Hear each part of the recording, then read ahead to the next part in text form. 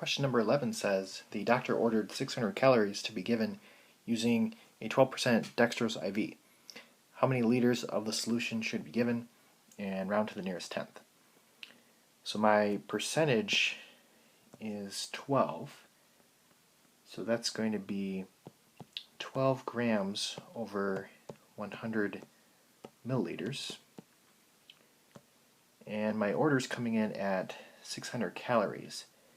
But I need to divide that by 4 before I can put it into my proportion.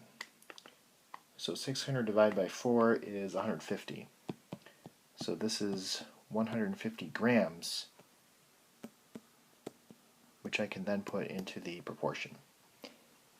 And then if we solve, 100 times 150 divided by 12, x is equal to 1,250 mLs. However, they want how many liters of solution. So I need to convert this to liters. So I would move my decimal place 3 places to the left.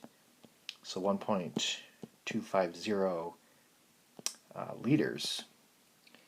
And then I need to round to the nearest tenth. So this would be 1.3 liters.